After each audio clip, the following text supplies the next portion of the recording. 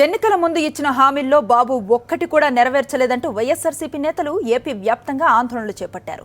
2 ఏళ్ల చంద్రబాబు పాలనలో బాబు మోసాలపైన చర్యలు తీసుకోవాలంటూ విజయవాడ గవర్నపేట పోలీసులకు వైఎస్ఆర్సీపీ నేతలు ఫిర్యాదు చేశారు.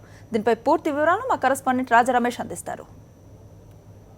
తెలుగుదేశం ప్రభుత్వం అధికారంలోకి వచ్చి 2 సంవత్సరాలు గడుస్తున్నా ఎన్నికల సందర్భంగా ప్రజలకు ఇచ్చిన హామీలలో ఏ ఒక్కదాన్ని కూడా నెరవేర్చకుండా ప్రజల్ని చేసిన మోసానికి పూర్తి స్థాయిలో ముఖ్యమంత్రి చంద్రబాబు నాయుడు బాధ్యత వహించాలని కోరుతూ వైఎస్ఆర్ కాంగ్రెస్ పార్టీ ఆధ్వర్యంలో నగర పార్టీ అధ్యక్షుడు మాజీ ఎమ్మెల్యే వంగవీటి రాధాకృష్ణతో పాటు కార్పొరేటర్లు పార్టీ శ్రేణులందరూ కూడా పార్టీ ఆఫీస్ నుంచి కదిలి వచ్చి గవర్నర్ పేట పోలీస్ స్టేషన్లో చంద్రబాబు చేసిన ఈ మోసానికి అతని మీద చట్టపరంగా చర్యలు తీసుకోవాలని డిమాండ్ చేస్తూ ఫిర్యాదును కూడా దాఖలు చేయడం జరిగింది. ప్రస్తుతం మనతోటి రాధాకృష్ణ గారు ఉన్నారు. సార్, రాధాకృష్ణ గారు చెప్పండి, ముఖ్యమంత్రి చంద్రబాబు హోదాలో ఉండి ఎందుకు ఈ హామీలను నెరవేర్చలేకపోయారు? ఏ రకంగా ప్రజల్ని వంచనకు గురి చేశారు? దౌర్భాగ్యం, ఆంధ్ర రాష్ట్ర ప్రజల దౌర్భాగ్యం. చంద్రబాబు అనేవాడు ముఖ్యమంత్రి అవటం అనేది అసలు అన్ని మోసాలు చేసి అన్ని తప్పుడు వాగ్దానాలు చేసి ముఖ్యమంత్రి అయ్యి ఇంకా అన్ని నెరవేర్చారని చెప్పని ఇప్పటికీ అబద్ధాలు ఆడుతున్నాడని చెప్పంటే మీ ఏదో చేసిన మా ఏదో జన్మలో చేసిన మా దరిద్రం కాబట్టి ఇలాంటి వాడు ముఖ్యమంత్రి అయ్యాడు.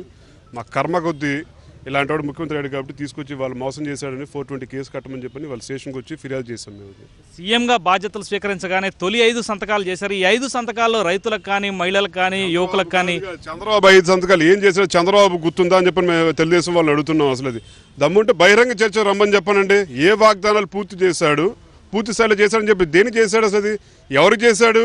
కేవలం వాళ్ళ పార్టీ ఎమ్మెల్యేలకో లేదా వాళ్ళ పార్టీ నాయకులకో లేదంటే తన కుటుంబానికో ఉపయోగపడింది తప్ప ప్రజలకని చెప్పంటే ఒరిగింది ఏమీ లేదు. అసలు అది పలానా స్థాయి ప్రజలకి ఇది చేశాను నేను అని చెప్పిన చంద్రబాబు చెప్పంటే ఏమీ లేదు. ఊరికి నవనిర్మాణ దీక్షలు అని చెప్పి రోడ్డుకి అడ్డంగా పెట్టుకుని రోజు రోడ్డు మీద అడ్డంగా తిరగడం తప్ప వేరే పని అంటూ ఏమి లేదు చంద్రబాబుకి. అసలు అది మీరు చెప్పండి, డ్వాక్రా మహిళల కోసం సంతకం చేశాను, వాళ్ళందరికీ కూడా రుణమాఫీ అన్నారు. ఈ రోజున డ్వాక్రా మహిళల సంఘాలన్నీ కూడా కొన్ని వేల సంఘాలు డిఫాల్టర్గా బ్యాంకుల చుట్టూ కూడా బ్యాంకు గడప కూడా ఎక్కలేని పరిస్థితి ఏర్పడింది. దీన్ని ఎలా చూస్తున్నారు? దివంగత ముఖ్యమంత్రి డాక్టర్ వైఎస్ రాజశేఖర్ రెడ్డి గారు ఆయన ముఖ్యమంత్రిగా ఉన్నప్పుడు డ్వాక్రా మహిళలు అసలు ఎంతో గొప్పగా ఉన్నారండి. ఫైనాన్షియల్ పరంగా చాలా అభివృద్ధి చెందున్నారు.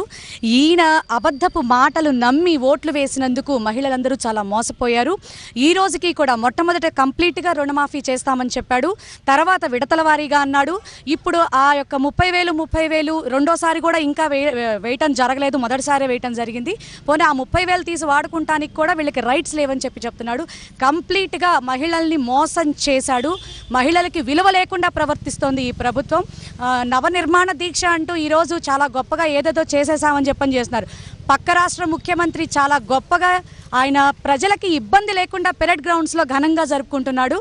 మరి ఈయన ప్రతి విషయంలో కూడా ప్రజల్ని, మహిళల్ని కింద స్థాయి నుంచి పై స్థాయి వరకు కూడా అన్ని వర్గాల వాళ్ళని కూడా మోసం చేసినటువంటి ప్రవర్తనే తప్ప మరి ఎందుకు గొప్పగా ఈ నవనిర్మాణ దీక్షలు చేస్తున్నాడో ప్రజలు చాలా నవ్వుకుంటున్నారు. మేము చాలా చింతిస్తున్నాం ఇటువంటి ముఖ్యమంత్రి మాకున్నందుకు. మీరు చెప్పండి, విజయవాడ నగరం తాత్కాలిక రాజధానిగా ఉన్న విజయవాడ నగరంలోనే పేదల ఇళ్ల పట్టాలని రిజిస్ట్రేషన్ లేకుండా ఆపేసిన పరిస్థితి కనిపిస్తుంది. దీని మీద ప్రశ్నిస్తే ప్రతిపక్ష నాయకుల్ని అరెస్టులు చేసిన పరిస్థితి చూస్తుంటే ఏ రకంగా ఈ 2 ఏళ్ల అభివృద్ధి విజయవాడ నగరానికి వచ్చిందని మీరు అనుకుంటున్నారు? ఈ 2 ఏళ్ళలో అభివృద్ధి చేసింది ఏమీ లేదు.